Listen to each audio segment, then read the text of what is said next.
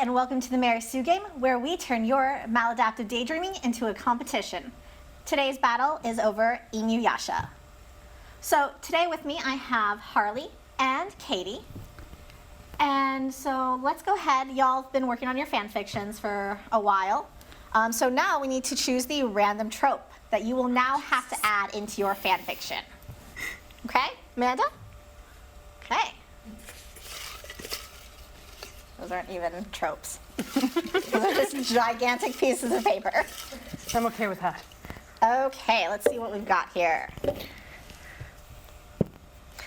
I think Lauren put this one in.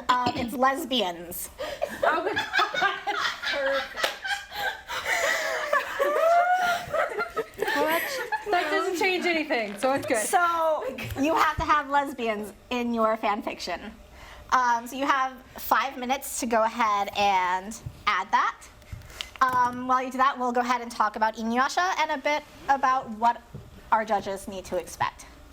So they're going to be judged on originality, adherence to canon, overused tropes, and personal life details. So let's talk about Inuyasha. What is it about? So, up till about 24 hours ago, I was convinced that Inuyasha was about a lesbian who jaunted around with her girlfriend and slashed people with her acrylic nails. And then I watched the show. That's not what it's about. It sure is a lot better if you think it. I think that's what it is. I agree with that. It's much better if you think Inuyasha is a girl. Oh, well, Just much better. Inuyasha is basically like a half demon who gets killed by his girlfriend, and then 50 years later gets woken up by his reincarnated girlfriend, and they have to go find pieces of crystals for no reason. Doesn't matter. A jewel that's supposed to like power up demons and stuff, and Yeah. could be used for good. He's And trying it to got like, shattered, and so they have to go find it. And we need the regular girl because she can see things while he She's can got fight. the sight. Yep, and he can fight, so they Yeah. make a good team.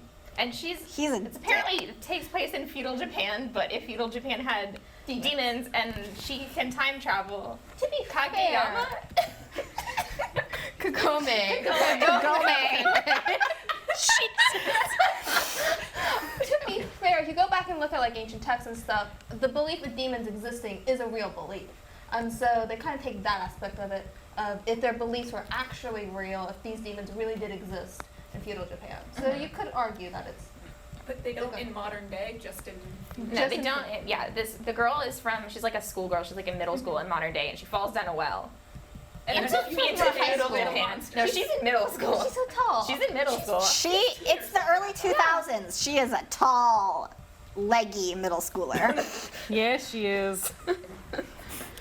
And she's sassy too. Let's Oh, be yeah, fair. she's sassy. Very, Hilarious. very sassy. The best She thing- is confident and independent and sassy. The overall best thing about Inuyasha is that for some reason, Kagome. Oh my God. Kagome. Kagome, yes. Kagome is able to like command Inuyasha So to he has the sit. collar They around his neck. collar around his neck, and if That she says one sit, of the priestess put on in order to control him, Lauren. This is like the second episode. if she says sit, Sit he's boy. like, Sit boy. No, it's just sit. it's just sit, but It's just sit. she says sit boy a lot. She says sit boy a lot. He gets thrust to the ground.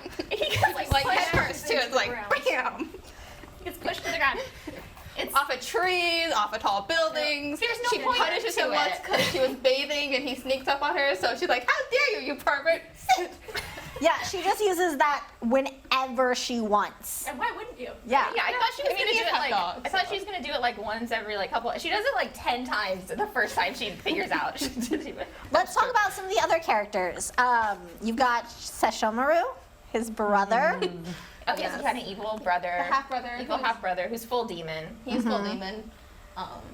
And they have twin blades. So you have like the good evil blades that actually the evil brother has the good blade and he has the bad blade, kind of. Uh, But he couldn't even. The he couldn't duality even of pull it out man. of the stone.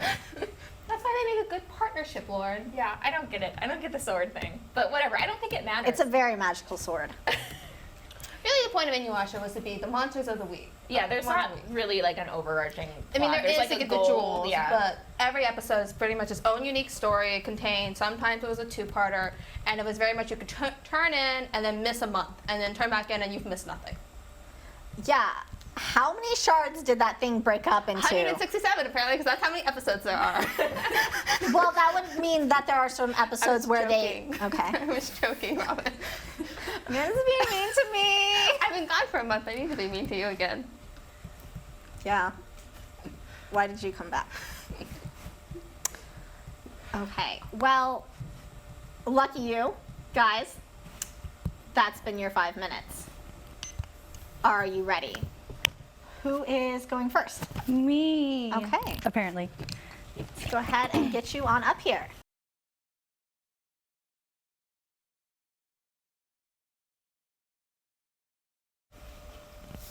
So, my fanfiction is called Your Name.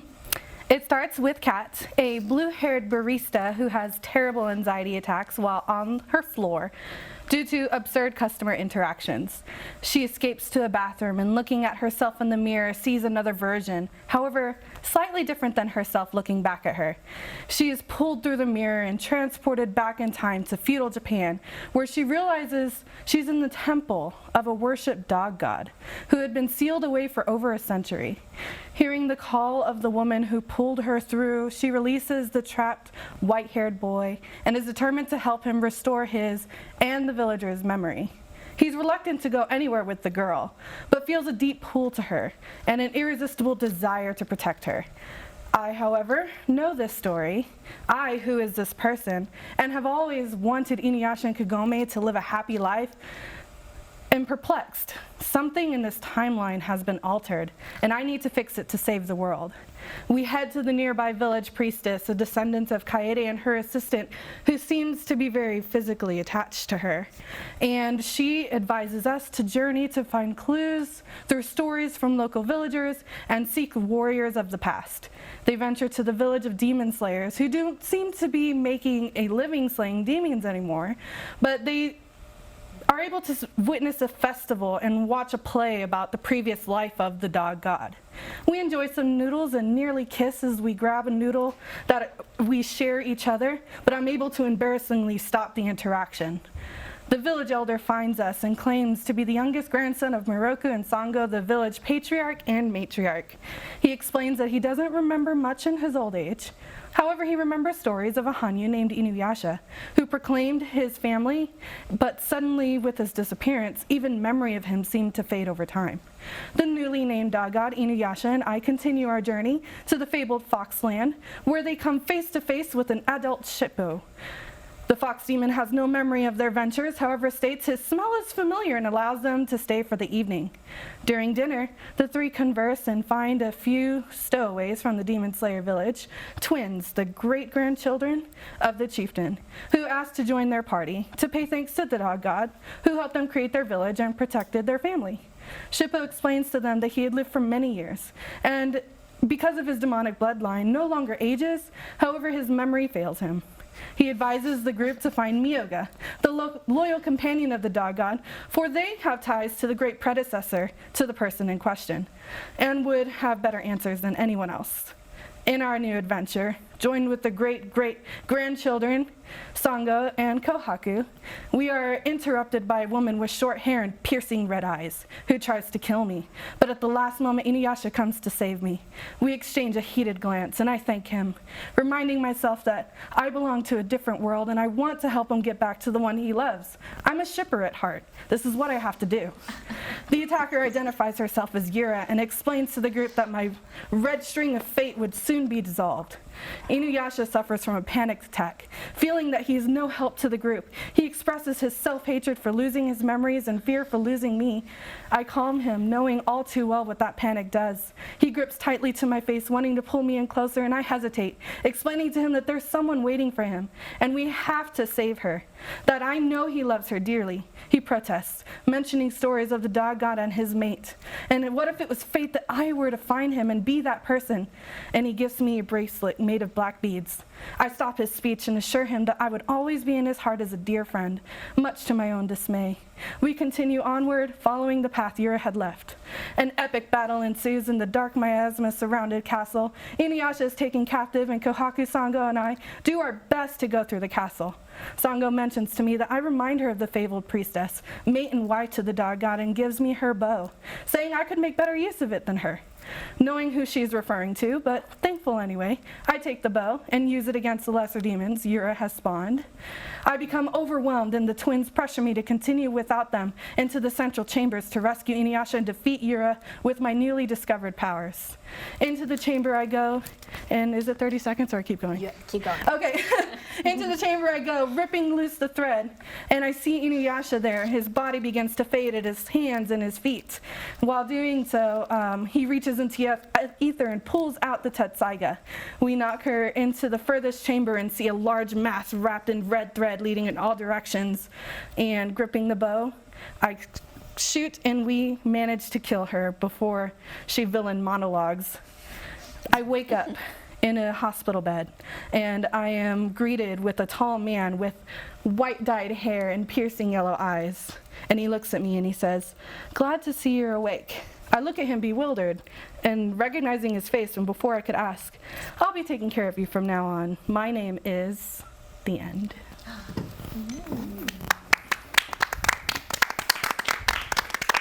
Good job. Thanks. I totally I read cut. the instructions right.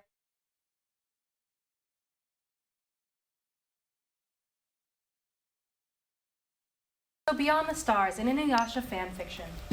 The wind picked up speed as the tree limbs battered upon her face as she ran. Her breath hitched in her throat as she heard the roars of her friends battling. Why had she chosen of all days to leave her bow at Kaede's hut? Kagome just knew that they had to survive today. Inuyasha would be yelling at her for being so stupid, but how could she have known? Things had been so normal and quiet lately. Her raven hair whipped behind her as she prayed to the gods that she would make it before someone died. Creatures from all over the forest were running for their lives as she dodged many of them to reach her destination. Just as she hit the clearing, a brown blur hit the tree above her head with a groan of pain. The impact caused the giant tree to crack, and her blue eyes widened in terror as the speed of the old thing was coming down. All she could do was brace for the impact, which never came.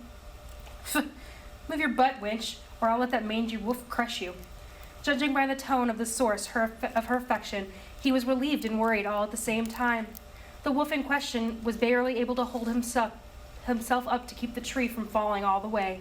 The red-clad hero pulled her close, and he took a deep breath in her direction. He had to finish the battle quickly, or all would be for nothing. The sour look that passed over Koga's tanned face and the smirk that glinted across her lover's face told Kagome the wolf now knew the surprise she'd been willing to tell the group before the miasma rolled into the clearing. Her face turned red with embarrassment. Before either of the men had a chance to sling insults, Kagome was quickly thrust behind Inuyasha for protection. "We have no time for this nonsense," a new voice entered the fray. His long white hair shimmered in the sun. Not a flaw in his gorgeous porcelain skin just proved how much of the battle he had witnessed. His molten amber eyes glared on as the battle raged behind him, snapping Inuyasha and Koga to their senses as they rushed forward, back into the battle. "Little sister, I should not have to tell you this, but this is not a place for you right now." He flipped his hair back over his shoulder as he drew his blade to prepare himself. She nodded her head, hiding more of her face behind the raven hair. His small smirk never left his face as he looked down upon her. His eyes seemed to glow in warning before he was gone. A roar was heard above her as the two-tailed fire cat rushed to her, its owner pulling her onto its back as they raced by. Kagome knocked an arrow and breathed a sigh of relief. "Sango, you're my hero." The slayer just nodded her head as Kagome's arrow loosed into the back of a demon that was about to attack the unsuspecting monk below. His purple eyes widened, but the call of thanks from his voice reached her ears over the battle cries. The battle waged on for what seemed like hours. Inuyasha and Sesshomaru stood shoulder to shoulder as they launched their combined attacks. Kagome loosed her last arrow at the same time, the purple light pulsing through Naraku's barrier and caused an explosion. When the dust settled, they expected to see a body, or at the very least the Jewel of Four Souls. but there was nothing, just the battle-marked ground and the Bone Eater's well. Panic began to set in as everyone pulled their backs together. Eyes peeled, they watched, listened, waited. But again, nothing happened at all. Just as they were about to let their guards down, Naraku's bone-chilling laugh could be heard all around them. Goosebumps arose on Kagome's flesh as the wind picked up again. The children, Rin, Kohaku, and Shippo, came screaming in terror out of the forest as smoke was seen rising above the forest from the village beyond. An injured Ayame, cuts all over her face, followed closely behind. Before anybody could react, the old well began pulsing and a violet light appeared before the ground began to quake. Shippo launched himself into Kagome's arms, shaking as the wind began to pull them closer to the well. Inuyasha grabbed onto her hand before digging his Tetsaiga into the crumbling ground, but nothing was helping. Shippo and Sango and Moroku were the first to be pulled in. Koga and Ayame held each other tight as they disappeared into the blackness. Shishomaru had tried to take off with Ren and Kohaku, but he was also pulled in. His growls and Ren's screams rang in Kagome's ear. The last thing her eyes saw before they were all swallowed and by the old well was Naraku's tentacles slithering down the walls. It's been months since everybody became trapped on her side of the well. 4 months to be exact. The first 3 weeks had been the hardest, the constant fighting, the learning curves, the new noises, the new smells. But everything was really routine now. The children came to grasp easier. Having Sota, Kagome's younger brother, had really helped. They started school. Sango and Moroku also joined Kagome and Inuyasha, as they couldn't bear to be apart for much longer. The alarm clock being flung against the wall woke Kagome with a start, her heart beating wildly in her chest as Inuyasha glared. Am I done? You have 30 seconds to wrap Okay. it up. That's all I got. That works. That I was works. like, there's too much written down there to keep.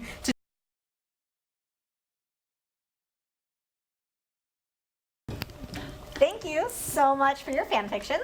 They were amazing. So, let's go ahead and talk about them then. Well, Amanda, let's jump back into Katie's fan fiction. What do you think? I really enjoyed it a lot. I like that it was kind of set after the show, so it was an interesting take on like what happens at the end of the show, and I really liked your Mary Sue and the personalized detail you had about the barista, starting there and then being pulled into the show. Yes, and your beautiful blue hair that stayed very blue for a very long time. I'm Yes. very impressed. I'm jealous. Go blue. I think one of my favorite overused tropes you had was the old age, therefore memory fails, go through this quest instead. I can't tell you the answer. Yeah. That's one of my favorite tropes to have. Also, your newly discovered bow powers. You're like, can just magically use this bow now. I mean, it happened in the show, so It why not did happen happen in to the show. me? She failed like Of twice, and then all of a course. sudden she could fire it well. Yeah. And so I really enjoyed it. Thank you. yeah, I loved it as well. I loved how many tropes you put in there. There was like every other like sentence was like a trope. Like you were like red string of fate, like amnesia. Soulmates, like, amnesia, time travel. I mean, it's a time travel show anyways, It was but whatever. just like- Reincarnation, you got it. yeah, it There's was so much. full of It's it. also a reincarnation show, so. You're right. You're right. Story. I don't know if this is intentional, but I might have misheard it. But it kind of sounded like Inuyasha, perhaps the show existed in the real world, because I feel like somehow you knew about Inuyasha before. Well, It was definitely meta. It was definitely meta. Okay, Yeah. I thought that's what I thought, and I thought it was really clever. But I was like, I might have just like missed it. But that Yeah. was hilarious. You I did thought. not miss it. Okay, You got it. Good job. He actually paid followed the story. It's like she's one of the judges or something. I know, you saw something and paid attention. But yeah, I thought overall it was really good. All right, Izzy, what do you think? Definitely, yeah. I have a lot of similar thoughts. I thought it was original to actually have the point of view of the shipper in a meta way, where they actually jump into the story rather than just being a part of the story from the beginning. I thought it was interesting how, like, I guess Inuyasha, he like doesn't remember her but still feels kind of a pull to her, which was also similar to what happened in the series, so that was well done. And the whole they both are on opposite sides of the noodles and then almost kiss. That Yes. The noodle. Noodle kissing. was good. Okay. So, I have a question. I don't know if I missed it, but did you include lesbians? Yeah, Okay. so that was the Kaede part. Okay. There was actually, so at the end, there was a lot cut out. Okay. We find out that it's actually not Inuyasha, that it's actually the child of Kagome in Inuyasha. But she threw a mint at me, but no, so I am pansexual, and so I wanted to put a little bit of LGBT in there, and Yura was actually going to be my person. So when you said that, I was like, yes, but I didn't have time to get to it, so I put it in the beginning of my story just in case, with Kaede and her friendly person. Okay. You gotta post it on AO3. Yeah, I'm gonna agree. So I started writing this when we were planning this episode a long time ago, and I actually already have 2 chapters out. Woo! Send me the link, I'll post it. I will. All right, Amanda, let's jump into talking about Harley's fic. I really enjoyed yours. Yours was a very different take on the Mary Sue aspect. It's taking the main character and making her more the Mary Sue rather than your own. I personally prefer that more. Thank you. I hate Mary Sue is why my job. Keep going. But I thought yours was really good. It was really, very much felt like I was listening to an episode of Inuyasha. It very much pulled me in. I felt all the characters. You had really good emotion in the characters. I liked the bickering between the 2 love interests during the fight. That was very classic. I just really enjoyed it. All right, Laura? Yeah, I also liked it. Well, I think y'all both did an amazing job. Those descriptions, man, they were juicy. All right, and let's go on to Izzy. What do you think? I write lemons a lot. Oh yeah, feel that. Same thing with the descriptions, like the raven hair and the blue eyes and all that was very evocative of Mary Sue. I like that they got trapped on one side of the well. So yeah. Awesome. So are y'all ready to vote? Yes. Yes. Okay, go ahead, write your answers down. We'll get the contestants up front with me. One side. This side. Robin, you had to come read these first. I know. I'm getting them into place.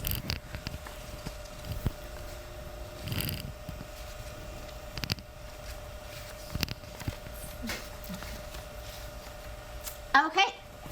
Hands. So we do have a winner. The winner is Katie. Woo! Thank you. Congratulations. You are our Inuyasha Mary Sue champion. Yay.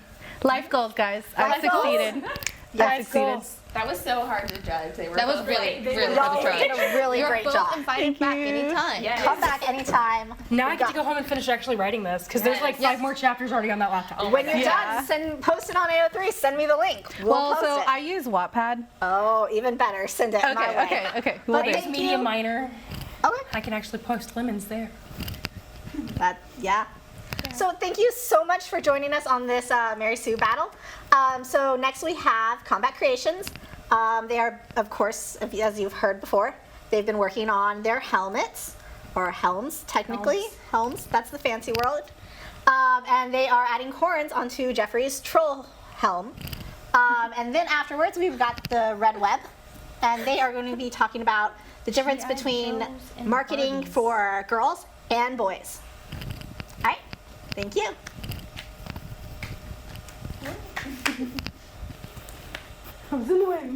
It's fine.